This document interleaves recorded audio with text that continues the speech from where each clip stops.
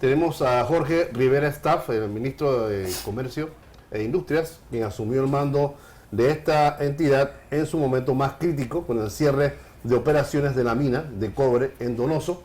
A pocos meses para culminar la administración, nos dirá hasta qué punto han avanzado los asuntos pendientes para mitigar el daño ambiental. Le queremos dar la bienvenida a don Jorge Rivera Staff. ¿Cómo está usted? Bueno, muy buenos días. Gracias por la oportunidad de estar por acá en este espacio y qué bueno que hiciste la salvedad, porque los chiricanos nos ponemos un poco... usted es chiricano. Autoritarios. Somos paisanos, Claro, nos ponemos un poco reacios, ¿no? Sí. David, Chiriquí, Boquete, etcétera, ¿no? Claro. Oiga, ministro, yo tengo una pregunta para usted, que no sé si la han hecho en otros medios de comunicación. A usted, ¿por qué tomó la rienda de ese ministerio en semejante tingotalango? En medio del Berenjenal. berenjenal. ¿A quién se le ocurre hacer eso? Mira, yo creo que esa pregunta me la han hecho otras veces, no en medios de comunicación, sino en conversaciones ya, digamos, privadas, ¿no? Y realmente es importante. Yo creo que yo venía trabajando en la administración gubernamental. Yo hasta noviembre del año pasado fungí como secretario nacional de Energía, que impulsamos una agenda de transición energética para el país de mediano y largo plazo. Y sin embargo, cuando el presidente me llama a plantearme la propuesta, ¿no?, de asumir el ministerio, en este momento que estás haciendo la referencia, yo hice la evaluación en mi mente, ¿no?, en el momento, y al final dije, bueno, ¿por qué no? ¿No? Hay oportunidades en la vida, y si uno tiene una vocación de servicio público,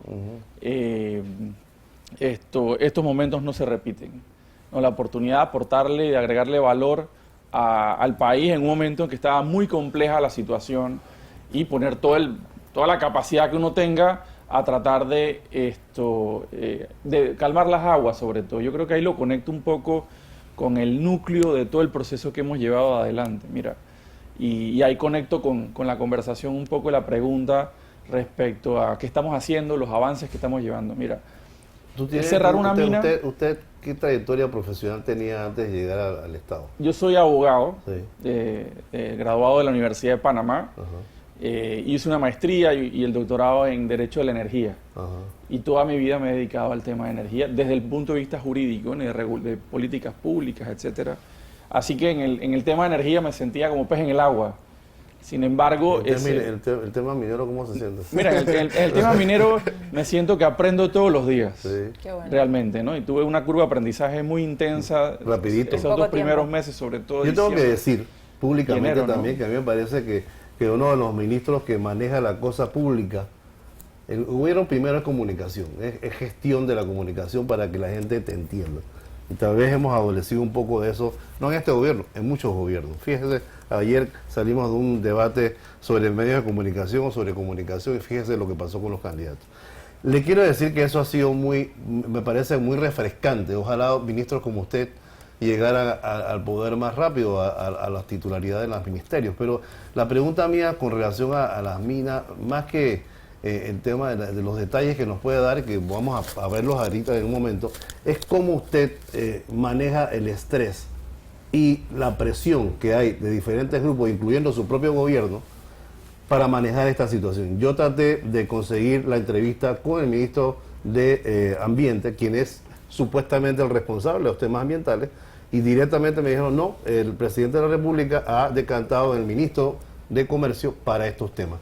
¿Por qué y cuál es la situación que usted vive cada día en este tema? Mira, ya un poco en plano, digamos, más de gestión de la cartera, el estrés es parte del día a día cuando uno está en función gubernamental, es tener las herramientas mentales, emocionales, etcétera, que a veces van más allá de solamente la inteligencia formal que uno siempre conoce, ¿no?, la capacidad de gestión técnica, ¿no?, o política. Así que nos toca realmente hacer uso de esas herramientas, prepararse. Y yo te digo dos cosas. Una es mi familia, ¿no?, mi esposa, mis hijos, la verdad que son mi refugio todos los días. Así que yo llego ahí y ya me desconecto de todo, recargo las pilas para el día siguiente. Y aunque a algunas personas no lo parezca, es hacer ejercicio todos los días. Claro. Eso ayuda realmente a liberar tensión, etcétera, mantenerse con dinamismo. Y segundo, el tema de las presiones. Mira, yo entiendo las responsabilidades que tenemos, ¿no? Estamos hablando de, imagínate, una inversión de 10.000 millones de dólares que había hecho el país. Acabamos de salir en noviembre de la crisis social más importante y de más impacto en más de 3 décadas en nuestro país. Si tuviéramos que hacer hacia atrás un momento similar, fue aquella crisis de finales de los 80 que desembocó en la invasión norteamericana. Durante la dictadura, ¿no? Lo más grande que se ha visto hasta ahora. Entonces, ahí es la presión, como tú bien sabes, de intereses económicos, sociales, políticos. Pero a ti te agarró y el presidente te llamó por teléfono, oye, ¿qué me tal llamó, si me vienes llamó para a la el ministerio? presidencia, me llamó a la presidencia. A la Fue una presidencia. sorpresa No, esa te digo, residencia. vente para acá, pero tú no sabías qué No era. sabía, así Te es. sentaste, échanos el cuento nada más Bueno, para ahí, saber. de A lo mí que no me se gustan puede los compartir. chistes. Story Claro, time, se puede story contar. time de cuando me llamaron De lo que se puede contar, Una ¿no? sorpresa. Estaba yo comiéndome un chicharrón y de repente me llamó el presidente. Sí, no era un chicharrón, pero estaba almorzando.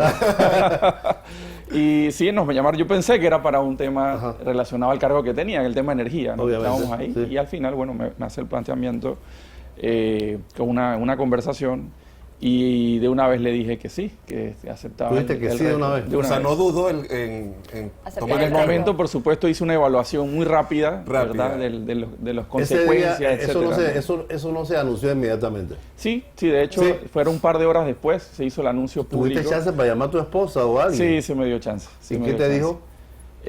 Bueno, pronóstico reservado, ¿no? Ella ya estaba entiendo eso. muy preocupada, por Sí. supuesto, por el nivel de carga que hay, de responsabilidades que ya tenía, que ya comprometía mucho el tema familiar, pero el compromiso fue que, bueno, íbamos a mantener la misma dinámica familiar, ¿no? De proteger eso siempre en ¿Tus todo hijos, momento. ¿Cuántos son que ya tienen? 2 hijos, tengo uno de 11 años, un niño de 11 años y Chiquito. una niña de 9 años que Wow, cumple son pronto. chicos. Son pequeñitos, entonces toca eso. Pero lo que te quería conectar un poquito también es el tema de la presión, de los intereses. Sí. Realmente, en mi caso, yo no tengo esa vinculación particular con ninguno de los grupos de interés en específico dentro de las circunstancias, así que eso me da mucha libertad. El presidente también fue muy abierto al decirme, te estoy pidiendo que asumas esta responsabilidad. Estoy pidiendo que cojas este berenjenal de aquí en adelante. El potro, ¿no? Como Sí. le dice la gente, y me ha dado mucha flexibilidad y libertad de tomar decisiones. Ujú. Evidentemente las importantes y trascendentales se consultan siempre, pero y de hecho uno de los planteamientos que he estado llevando adelante desde el principio conecta con más allá del tema técnico per se, que es lo importante. Nosotros quisiéramos, y es lo que estamos trabajando, que la discusión de los temas técnicos vuelvan a la mesa, ¿no? Para el cierre de la mina, para el proceso que estamos llevando adelante. Pero mientras nosotros no construyamos primero una base, una plataforma mínima de confianza en el proceso, en quienes van a participar, quienes están participando, no podemos introducir nuevamente los elementos técnicos. Y el núcleo del proceso que estamos llevando adelante es construir puentes de confianza mínimos para poder llevarlo ¿Cómo está tu adelante. fuente de confianza con los ambientalistas? Mira, yo creo que es parte un poco del valor agregado que yo le doy. De hecho, cuando empezamos en mes de diciembre, siempre dije que yo tenía la voluntad, aparte de la apertura, ¿no? Pero Sí. la voluntad de hablar con todo el mundo. Ujú. De hablar con todo el mundo, ¿no? Y sobre todo con las personas que estaban del otro lado, digamos, de la acera, ¿no? En aquel momento cuando hubo ese conflicto, precisamente para esos puentes de confianza y con todas las personas que he conversado, públicamente o no públicamente, porque hay diferentes abordajes que hay que hacer y llevar adelante, nos dicen, mira, podemos dar de repente un voto de confianza al proceso que están planteando, siempre y cuando no se queden solamente en las palabras, sino que desarrollen acciones. ¿Eso te han dicho ellos? Por supuesto, Sí, ok. por supuesto. Y yo creo que eso además no es nada nuevo. Una de las acusaciones que te hacen o le hacen al gobierno en general es que el gobierno ha montado una especie de campaña de relaciones públicas de buen ver para ir desplazando la carga, para usar un término técnico, hasta llevarlo a las manos del nuevo gobierno. ¿Qué opinas tú sobre eso? Sí, lo estás poniendo de una forma muy bonita. Lo que están diciendo, hay gente que está diciendo que nosotros estamos pateando la pelota para el próximo gobierno. Sí, sí. Y eso no es así, sin duda alguna. Nosotros precisamente los hechos que estamos llevando adelante nos permiten establecer que estamos sentando las bases. Pero, ¿qué pasa? Cuando hicimos el diagnóstico en diciembre, bueno, primero construir puentes de confianza mínimos, ¿no? Hacer ese proceso con acciones. Pero el principal reto que siempre hemos visto desde el día 1 es el sentido de urgencia y de inmediatez que muchas personas y actores o organizaciones tienen con respecto al proceso. Y no sé si recuerdan, muchas personas en diciembre, cuando ya salió el fallo, después que salió el fallo de la Corte, decían, hay que cerrar la mina, y el entendido de cerrar la mina era ir a ponerle un candado al portón. Pero eso es lo que me llama la atención. Aquí los ambientalistas, algunos, no todos, y los que están en contra de la mina, hablan de eso, de cierren la mina y no hay una discusión en between. Estamos hablando de una mina de un tamaño determinado. Es un poco ignorante. Es un poco, sí, es duro lo que dice Carolina, pero a veces sentimos que los que nos tienen que dar la luz de cómo debe ser esto, nos dicen, no, hay que meter un candado. No puede ser, ¿no? Sí, yo creo que eso ha ido cambiando. Yo creo que ha ido cambiando. Eso era un poco el planteamiento al inicio. Por eso te digo que creo que el proceso que hemos ido llevando adelante está dando sus primeros frutos. Pero es eso, ¿no? Identificar realmente el principal reto, aparte de todo lo demás, ¿no? Y cuando entras a un problema como este, dentro de las herramientas que uno tiene, cuando tienes un problema tan grande, lo primero que haces es lo divides, ¿no? Para resolver un problema lo empiezas a dividir en sus partes para entender mejor por dónde lo agarras. Una de esas es precisamente el tema de la necesidad de inmediatez de algunas personas. Y ahí el planteamiento es, señores, la evaluación que se ha hecho es que un proyecto como este, que demoró más de 7 años en construirse, en el mundo la evaluación es que para cerrarla, cuando arranquemos, arrancamos el 2024, puede tardar entre 7 y 8 años también. Así es, y mucho dinero. Y mucho dinero. Entonces, esto va a ser un proceso largo. Entonces, entendemos la necesidad de mandar mensajes contundentes con relación a la inmediatez, a que se cierre de una vez, pero lo importante es centrar esa base. ¿Qué hemos hecho? Nosotros presentamos en diciembre un plan de acción, ¿no? Que eran 3 estrategias, son 3 estrategias. La primera tiene que ver precisamente, y el núcleo, que es el cierre ordenado de la mina, y esa palabra es importante, ordenado. Exacto. La segunda estrategia es la de, defender los intereses del país frente a los arbitrajes internacionales. Tú como abogado y como ministro de Comercio, pero como abogado, desde tu perspectiva y una de las presiones, además que tienes en el ámbito general, ¿tú crees que Panamá, dada la situación que hay, pueda enfrentar con éxito en lontananza, porque esto no es una cosa para mañana, ese arbitraje? Sí, mira, no sería tan categórico, pero creo que sin duda alguna sí tenemos elementos. El país tiene elementos para afrontar un arbitraje. De hecho, los 5 arbitrajes que ya se tienen, notificaciones preliminares, sin duda alguna el país los tiene, ¿no? Tomará mucho tiempo. De hecho, no solamente cerrar la mina puede tomar 7 años. Estos procesos arbitrales toman entre 7 y 8 años. De hecho, hace un par de semanas vimos un recurso, casualmente, de una de la Corte de Comercio Internacional, donde se decidió unas apelaciones que presentaron en cuanto a la construcción del canal, de la ampliación del canal. Y eso fue en el 2017, 2018. El fallo está saliendo, imagínense, en 2024. Entonces, ahí lo importante es que demos los pasos correctos en este momento. En temas de minería, tanto arbitraje solicitado por las contrapartes, no genera, en tu opinión, en la opinión tal vez de expertos, desconfianza en el país porque no se cumplen las cosas que firman el Estado, porque ya no hablemos de gobierno, sino el Estado. ¿Cómo nos pone esto de cara a la opinión internacional? Sin duda alguna ha tenido un impacto muy fuerte, sin duda alguna. La verdad es que, como tú dices, ¿no? En estos ámbitos internacionales, sobre todo el tema arbitraje, etcétera, no se hacen diferenciaciones de si es el gobierno, si es la asamblea, si es un municipio o si es la Corte Suprema de Justicia. Lo que se plantea es la República de Panamá. Y hay unos elementos que se valoran y sin duda alguna ha tenido un impacto a nivel de imagen país, etcétera, con el tema de seguridad jurídica. Hay algunos que difiero con ellos, pero te lo pregunto porque es de rigor. Hemos perdido el lado de inversión, entre otras cosas, por el tema minero, pero no solamente por eso. Por supuesto. ¿Y cómo lo ves desde tu perspectiva como abogado? Ahí no es casualidad. El reciente informe de Fitch, que salió hace poco menos de 2 semanas, el primer tema, ellos nunca hacen una valoración cuantitativa de los factores, ¿no? Para degradar o para aumentar el grado de inversión de un país o la calificación de riesgo de la deuda. Sin embargo, el orden en que presentan en los informes te da una idea. Y el primer tema que presenta Fitch en su informe para degradar el grado de inversión de Panamá es el tema de la mina. Entonces, evidentemente sí, es un componente, no es el único, ellos mencionaron unos 4, 5, 6 adicionales, así que tiene un impacto. Lo que tenemos que plantear, y ahí conecto con la tercera estrategia que presentamos dentro del plan de acciones, bueno, esto no es el fin del mundo, ¿no? La mina representaba alrededor del 5% del Producto Interno Bruto, pero el 95% del Producto Interno Bruto del país tiene que seguir avanzando y tiene que seguir creciendo.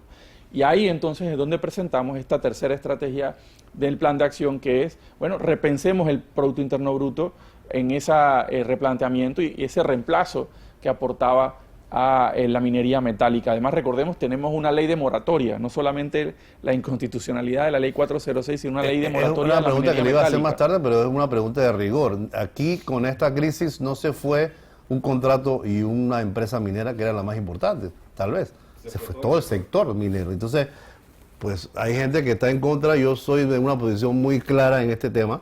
Yo no creo que un sector completo se debe ir de un país, mientras que otros sectores están correteando la forma de abrir su sector minero, nosotros estamos cerrándolo, y no creo tampoco que sea el pensar de la mayoría, pero ¿usted piensa que el sector completo se debe comprometer o posiblemente haya un cambio en la opinión pública en el tiempo? Eso no es una bolita mágica, pero sí, hay que conversarlo, ¿no? Como te decía al principio, lo importante para esas discusiones son volver a traer los elementos técnicos. Cuando me refiero a elementos técnicos, no es solamente técnico minero, es técnicos ambientales, técnicos financieros, técnicos económicos.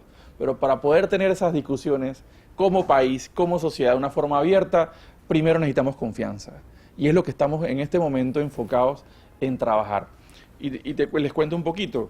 Entonces, la idea del planteamiento es, este plan de acción, esto lo traducimos en una resolución de gabinete que se aprobó el 27 de febrero. Esta propuesta se concretó en una resolución de gabinete que establece pues cada una de las líneas.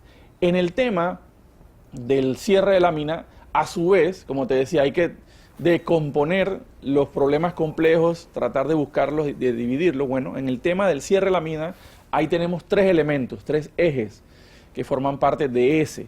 El primero es el cuidado y mantenimiento, es la etapa actual de gestión ambiental segura. Segundo, la auditoría que hay que hacer, las auditorías realmente, dentro de las cuales las 2 prioritarias son la ambiental y la de procesos mineros. Y tercero, entonces, ya el plan de cierre como tal, ¿no? Es una triada, un trío de elementos que hay que tener en cuenta. En el tema, por ejemplo, en el primer eje del cuidado y mantenimiento, bueno, ¿y qué hacemos ahora con la mina? Y decían, pero ¿cómo es posible que si ya la Corte falló la inconstitucionalidad de la ley, el contrato de concesión terminó su vida jurídica, qué hace la mina ahí todavía? ¿Qué hace la empresa? Sin duda alguna, hay la explicación que hemos estado llevando adelante. Aparentemente, para cerrar la mina hay que como que abrirla, hay que de alguna manera tener una actividad ahí adentro. Por ejemplo, la propia producción aparentemente forma parte del mantenimiento de la mina. Eso en el mundo normal, sí, ¿no? En situaciones normales, sí, que realmente en el caso de Panamá es muy diferente. De hecho, el mundo está viendo qué pasa en Panamá. Ajá. Hemos hecho benchmark, hemos hecho un estudio de caso. Sin duda alguna somos un caso ahora mismo. Estamos sentando un precedente. El mundo minero nos está viendo. Mira, yo tuve una reunión ayer, por ejemplo, con la ministra de Minas de Chile, ¿no? Que estamos en este proceso también de buscar conocimiento, expertos, asesoría, acompañamiento. Y ellos nos decían, sí, realmente estamos viendo las circunstancias de Panamá, que son muy particulares. Hemos hecho este proceso por varios lugares y sí, el mundo nos está viendo.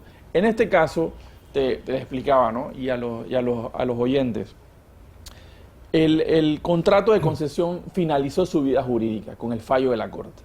Bueno, ese era un contrato donde el Estado, que es el titular, le delegaba esa posibilidad de explotar, comercializar, extraer los minerales. Bueno, eso ya no está pasando. De hecho, reitero nuevamente, cada vez que tengo la oportunidad lo digo, desde el 5 de diciembre la empresa no tiene oficialmente... Pero está el tema del concentrado de cobre. Y discúlpeme que vaya a un punto. Y ahí te conecto muy breve, porque sé que el tiempo siempre es corto en los medios. Precisamente el concentrado de cobre y otros elementos son parte de esta etapa, de este eje de cuidado y mantenimiento, del plan de gestión segura. Hay una opinión favorable de parte de los ambientalistas de que el concentrado debe usarse para utilizarlo para invertir en ese mantenimiento. ¿Qué piensa el gobierno? Mira, yo creo que eso es importante, el concepto que decía al principio.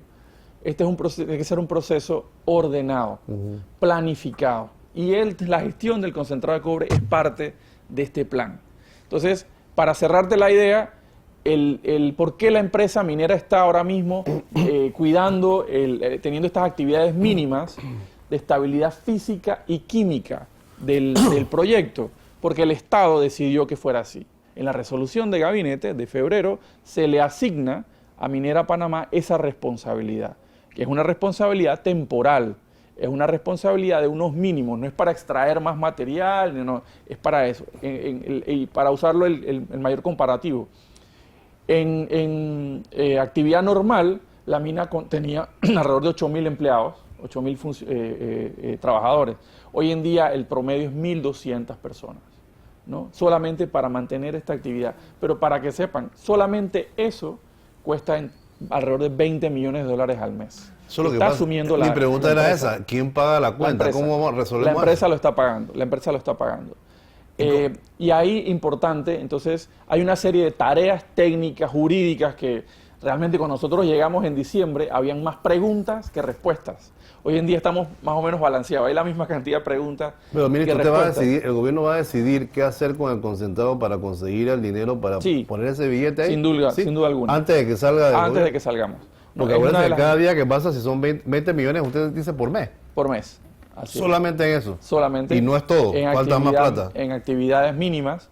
Y uno de las prioridades realmente nuestras, aparte de mantener la estabilidad física de la presa, del embalse de relave. La gente habla de la tina de relave, que es el concepto técnico. Realmente ese es un embalse, ¿no? Es un embalse. De cientos de hectáreas, donde las presas son dos presas, una mide casi 3 kilómetros, la otra mide 1,5 kilómetros. Son gigantescas. Entonces, de eso se trata.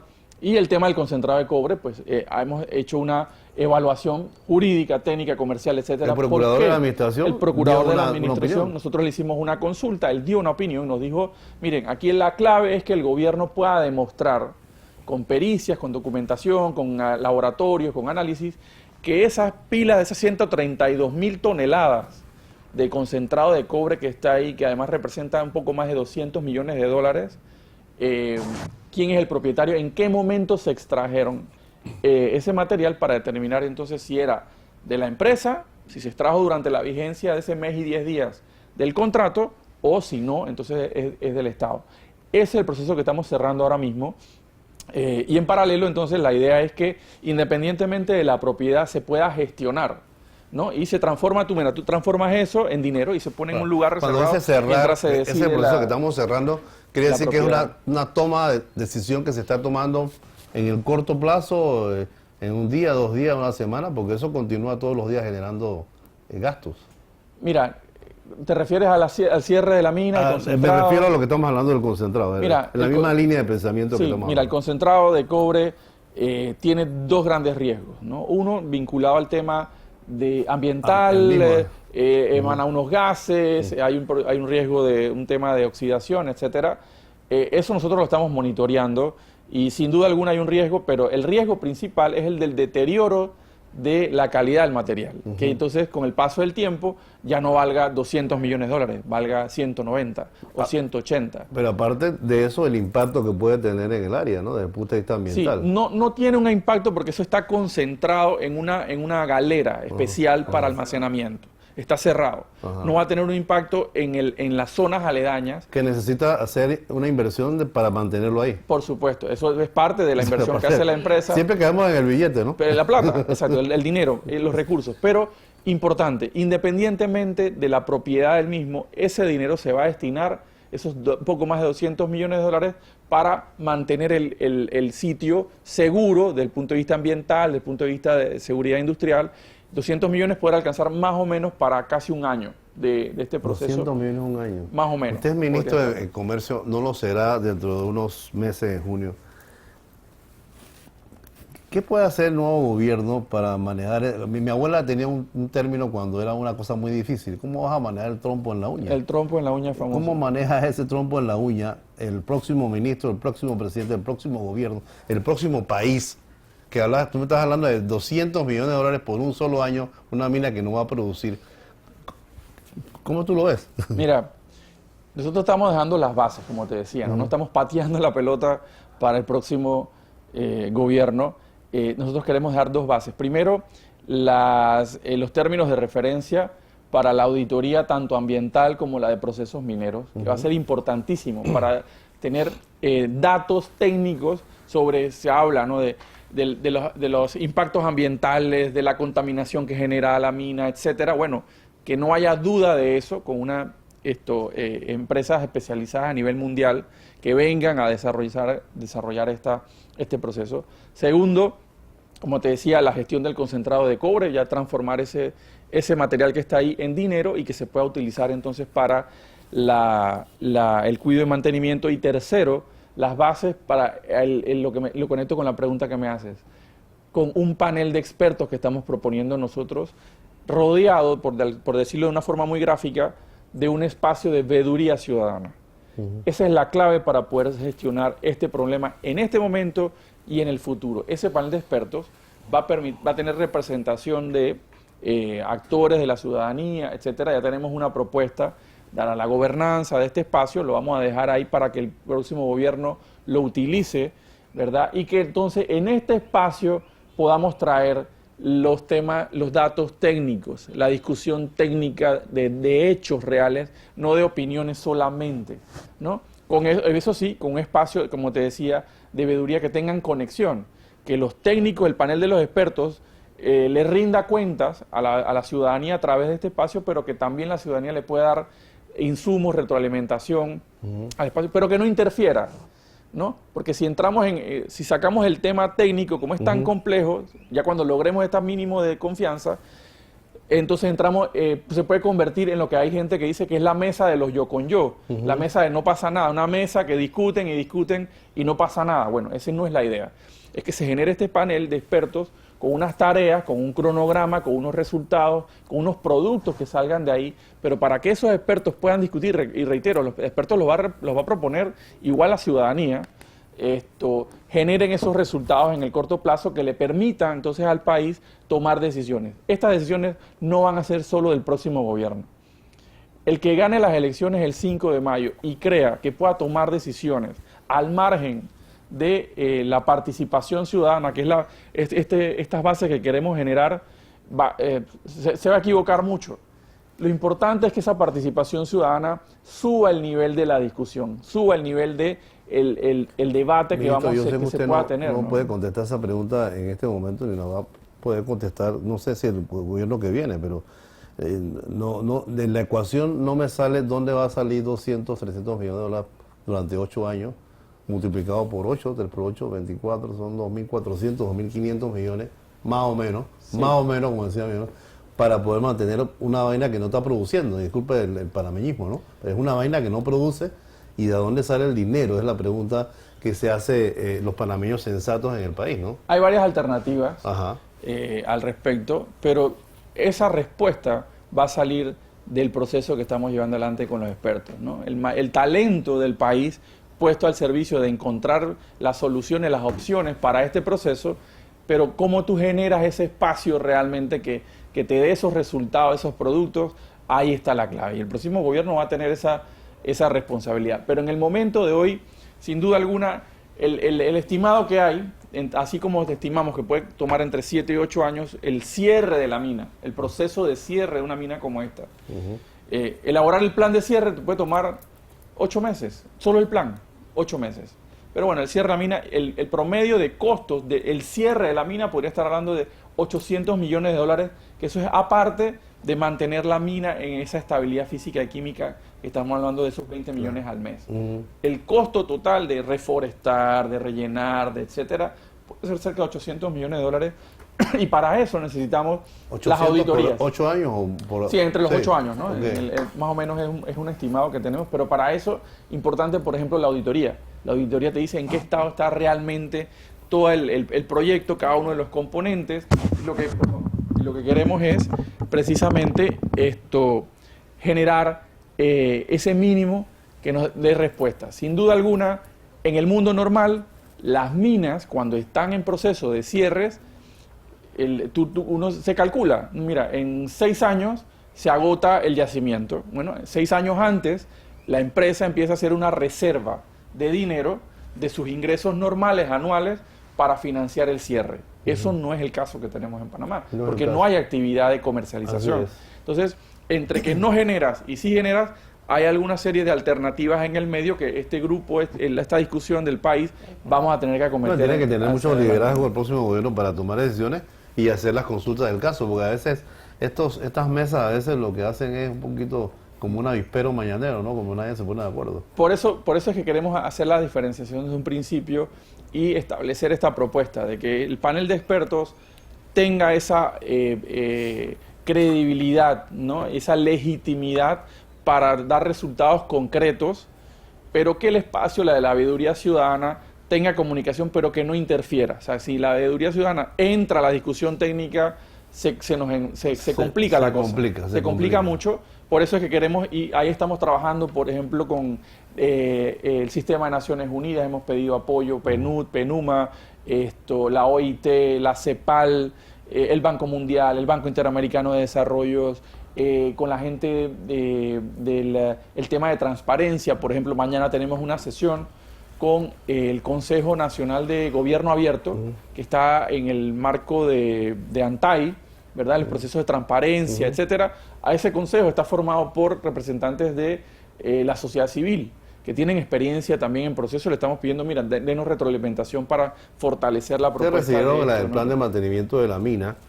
No cabe duda que hace poco lo recibieron, en estos días estuvieron ahí. Sí, estuvimos allá. Me gustaría saber un poco sobre eso y definitivamente por todo lo que usted me está diciendo, la mina, la compañía misma va a tener que tener un protagonismo o una presencia en la mina durante todo este tiempo para poder interactuar con todas estas organizaciones, asesores y demás.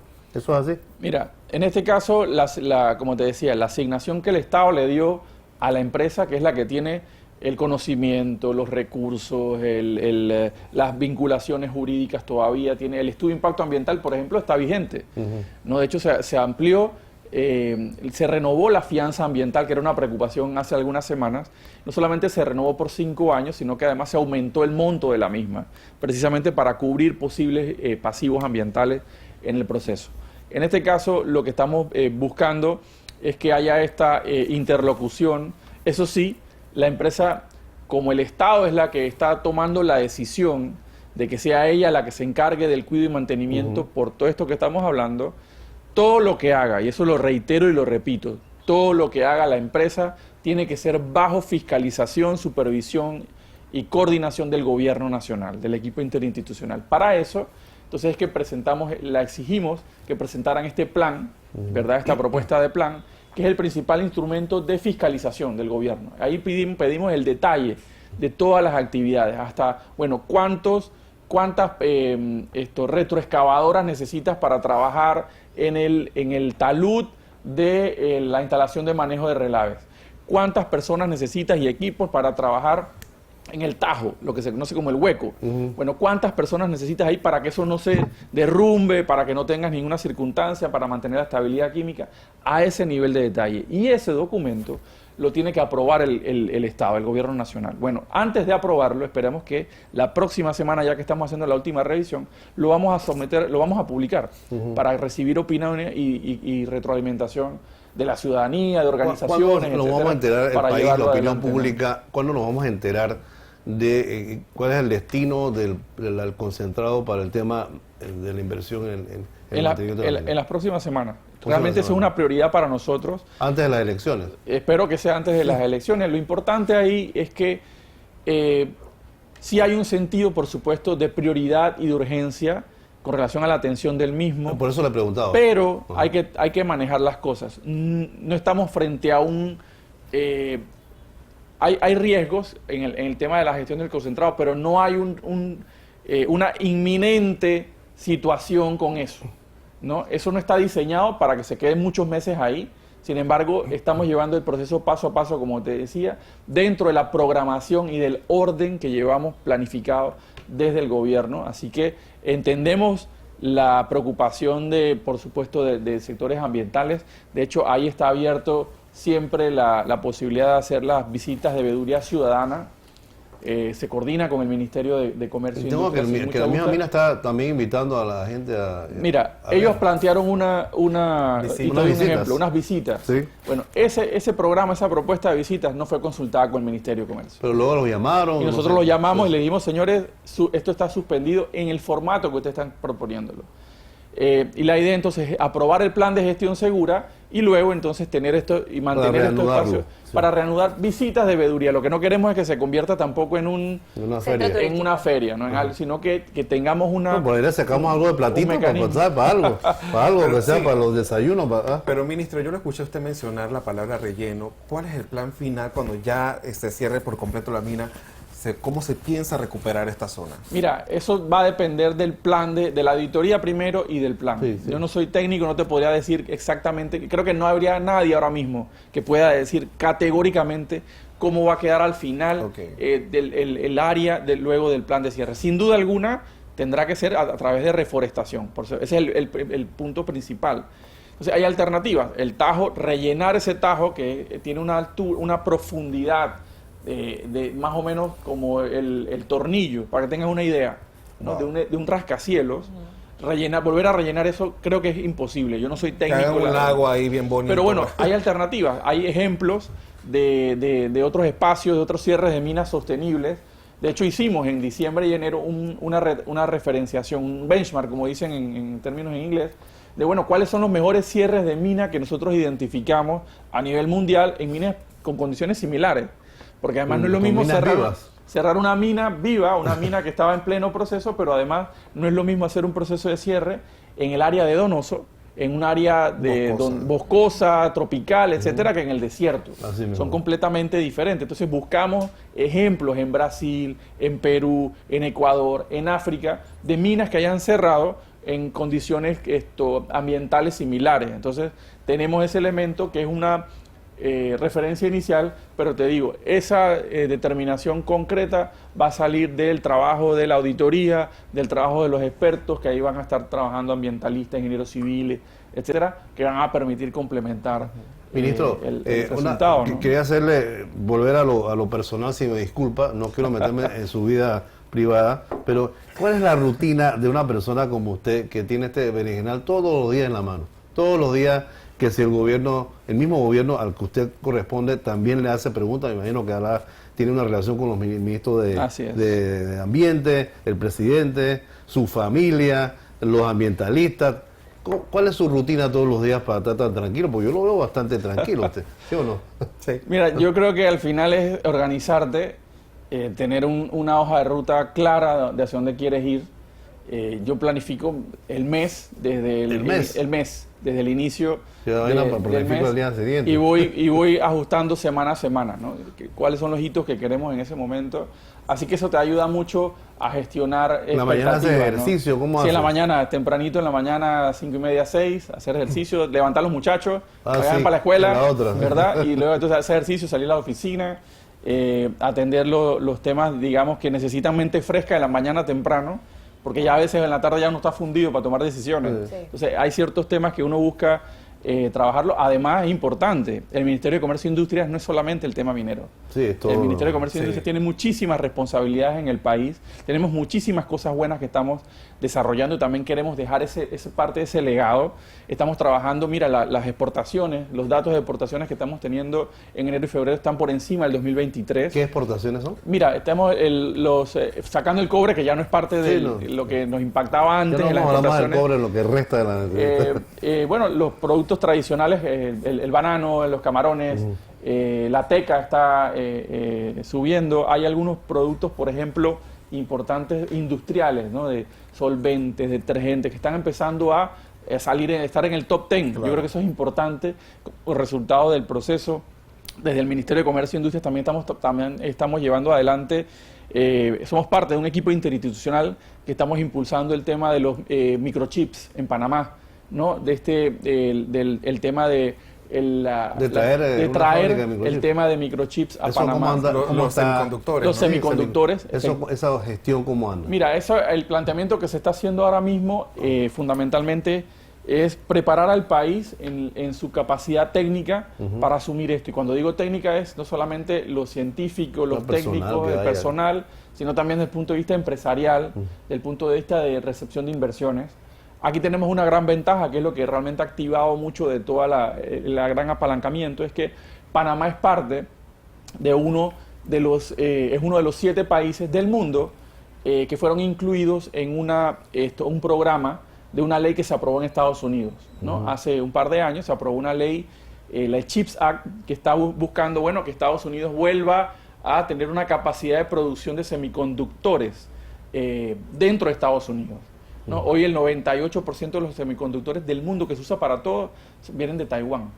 Entonces ellos están buscando ese proceso y dijeron, bueno, no lo podemos hacer todo en Estados Unidos, necesitamos ciertos países confiables a los cuales también parte del proceso se pueda desarrollar. Bueno, Panamá es uno de esos 7 países en el mundo. Entonces nos estamos preparando con... Pero ya está firmado un acuerdo sobre ese tema, ¿o estamos en eso? No es un acuerdo, es una ley. Además hay un fondo importante, $500 millones, al cual estamos accediendo, pero para poder acceder tenemos que demostrar una serie de mínimo de preparación. ¿Funcionaría en alguna zona especial o algo así? Todavía no se ha decidido. Tenemos pues zonas francas, tenemos el régimen EMA de manufacturas, el régimen SEM, tenemos el Panamá Pacífico, tenemos Ciudad del Saber, etcétera. Así que es parte del diagnóstico que estamos haciendo. La idea es presentar una hoja de ruta al país. ¿En qué tiempo la está presentando? Hombre, antes de que termine esta administración la vamos a estar presentando, sin duda alguna. Que esa hoja de ruta implicaría que la realidad de que esto va a venir a Panamá. Sin duda alguna. Que la presenta. Es una apuesta de mediano y largo plazo que además en un sector, en un área que es parte del presente y del futuro, como es la tecnología de la información, bueno, que nos está cambiando la vida, la inteligencia artificial, todo eso funciona con semiconductores y Panamá tiene la oportunidad de... ¿Cómo se le llama? ¿Es una fábrica de semiconductores? ¿Cómo es el término? Muy buena pregunta. El proceso de fabricación de semiconductores, por eso te digo, en Taiwán, casi la mayoría se desarrollan, son fábricas de muy alta tecnología, pero muchísima alta tecnología. Entonces, el objetivo nuestro es hacia allá, ¿no? En algún momento en el futuro que Panamá también tenga parte de eso. Pero en el mediano plazo nuestra oportunidad es lo que ya he identificado, es en el empaquetado, en las pruebas y en el proceso de ensamblado de algunos componentes. No la fabricación como tal, sino parte de la cadena realmente, ¿no? Y que arranquemos a partir de ahí. Bueno, solamente para esto hay que hacer un trabajo enorme como país, desde las autoridades, las empresas, las instituciones. Ahí hemos avanzado muchísimo, por ejemplo, con Senacid, la Universidad Tecnológica, etcétera, para prepararnos, para tener la capacidad de aprovechar esta oportunidad, ¿no? ¿Cuánto empleo generaría una actividad? Estamos hablando de, los estimados podríamos estar hablando de 8.000, 10.000 empleos arrancando. Una gran cantidad. Sin duda alguna. Empleos bien remunerados. Muy bien remunerados, de muy alta calidad, y que permitirían entonces al país insertarse de otra forma en el mundo de la tecnología, ¿Cuál sería el perfil de esos 8.000 empleos? Mira, hay de todo, realmente. Ahora mismo estamos en proceso de diagnóstico con instituciones internacionales que están evaluando las condiciones de Panamá en este momento y de ahí nos va a salir entonces este checklist de las cosas prioritarias que hay que ajustar. Efectivamente lo podrías hacer dentro de este, periodo de gobierno. No. En este periodo de gobierno lo que estaremos presentando es la hoja de ruta. Cerrar Claro, ¿no? El diagnóstico, la hoja de ruta, hacia dónde podemos ir, cómo se va a trabajar esto de forma ordenada, de forma planificada, y sin duda alguna les va a tocar a los próximos 2 gobiernos desarrollar esta política para que entonces tengamos una realidad. ¿Con una empresa en particular o cómo funciona? No hay una empresa en particular, realmente esto es parte del proceso. Además, como te decía, la palanca es esta ley que se aprobó en Estados Unidos. Pero más allá de aprovechar la palanca, la oportunidad, la ventana de oportunidad a través de esta ley, es bueno, nosotros como país, nosotros qué queremos. ¿No?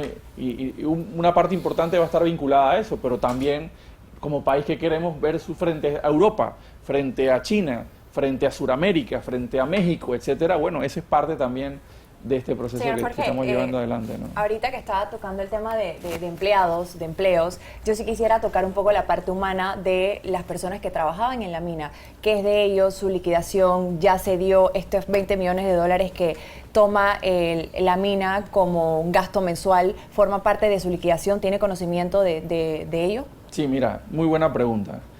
Sin duda alguna es el aspecto de mayor impacto que tenemos con el cierre de la mina, del proyecto. Es la parte, digamos, más cruda, ¿no? Claro. El entender esa realidad de cerca de ya oficialmente más de 4.000 personas que finalizaron su relación directa con la empresa, ya sea por mutuos acuerdos o por finalizaciones por temas económicos. Ahí el Ministerio de Trabajo ha estado trabajando, y valga la redundancia, con ellos, ha habido un acompañamiento. El Ministerio de Trabajo es parte del equipo interinstitucional que ha estado visitando y verificando el plan de gestión de cuidado y mantenimiento. Ellos están yendo por lo menos una vez a la semana, inspectores, al sitio de la mina. Ellos estuvieron con ¿Son nosotros. inspectores del Ministerio de Comercio? Del Ministerio de Trabajo. De Trabajo. Es un equipo, ¿no? Está mi ambiente, mi trabajo, nosotros, etcétera. ¿Qué pasa con el tema de los proveedores? Ahora que estaba preguntando Entonces Carolina eso. Es el otro punto. Sí. Están también los proveedores, ¿no? Sin duda alguna, pues a todos ellos se les ha pagado sus prestaciones por ley, etcétera. De hecho, a la hora de calcular las prestaciones, el Ministerio de Trabajo ha estado ahí ofreciéndole acompañamiento a los trabajadores para que se cubran los mismos. Estos 20 millones de dólares incluyen la planilla mensual de estos cerca de 1.000 trabajadores que estarían quedando al final como parte de estas actividades mínimas. Sin duda alguna, los proveedores, o sea, ahí teníamos... ¿Cómo anda eso? ¿Le están pagando? ¿Cómo anda? Depende, hay proveedores que ya no son necesarios, entonces pues ya finalizaron la relación contractual. Otros que todavía se necesitan para estas actividades mínimas, sin duda alguna, pero ahí estamos hablando de cerca de más de 30.000 personas vinculadas a los proveedores. No eran los que trabajaban contratados por la empresa, sino los proveedores. Ministro, esta es la dimensión de una toma de decisión del país cuando se cierra una actividad como esta. Por supuesto. Totalmente. Que nadie ve, pero que afectó a muchos panameños. Y nada más para cerrarte, nosotros estuvimos hace una semana en una reunión con representantes de las comunidades, ¿no? De las 22 comunidades más o menos alrededor de la mina, y sin duda alguna la realidad social en lugares es muy complicada. Nosotros estamos también como parte de esta tercera estrategia que mencionaba, de repensar el Producto Interno Bruto. Entonces estamos llevando adelante cómo gestionamos ese impacto. ¿Por qué? Porque además no es lo mismo el impacto del cierre de la mina en Donoso, en Omar Torrijos, en el distrito de Omar Torrijos, en La Pintada o en Penonomé, que el impacto de ese cierre de la mina en San Miguelito o en Bugaba o en otra parte del país. Entonces, la territorialización de ese enfoque, de ese abordaje, lo estamos llevando adelante. Hay otro equipo que estamos armando intergubernamental o interinstitucional, ya no enfocado en el plan de cierre de la mina, que estamos ahí, Mitradel, MISI, Mi Ambiente, Ministerio de Seguridad, Gobierno, etcétera, sino en esta atención, este acompañamiento de las comunidades. Entonces ahí entra el MIDES, INADE, AMPIME, etcétera, ¿no? El MIDA, que pudiéramos entonces articular algún acompañamiento de parte del gobierno en ese proceso, ¿no? Es un abordaje integral que se necesita. Don Jorge Rivera Staff, ministro de Comercio, le agradecemos, creo que hemos repasado casi todo dentro del breve espacio. Le voy a tratar de comprometerlo, como uno siempre hace en los medios públicamente. No, mira, yo tengo que agradecer que el ministro es mediático, accesible a los medios, porque el anterior, Federico Alfaro, era difícil entrevistar. Yo le dije al principio que si hubiese habido más ministros como usted, tal vez al gobierno no hubiera pasado más de 4 cosas, pero esa es otra discusión. Ministro, para que venga la próxima vez a ver si cuando tenga la decisión del producto de la plata, del billete, para ver qué hay, ¿no? Me comprometo públicamente a venir a decírnoslo a nosotros. La primicia. En exclusiva. Primicia, venga. Voy a amarrar. Está grabado. Así que... Está grabado. Y toda la entrevista, si usted la desea para el portal del ministerio, lo que sea, con mucho gusto nosotros la vamos a distribuir profusamente, porque creo que no había escuchado tanto de usted hasta este momento. No es porque sea que vino en shock, pero pienso que vino a un lugar donde podemos discutir las ideas sin ningún problema. Se agradece la oportunidad siempre de rendir cuentas del trabajo que estamos llevando adelante. Ojalá todos los funcionarios del Estado comprendieran eso. Ojalá. Don Jorge Rivera Staff, ministro de Comercio, muchas gracias y lo vemos en la próxima, que va a ser una exclusiva. Así es. Muchas gracias. Saludos.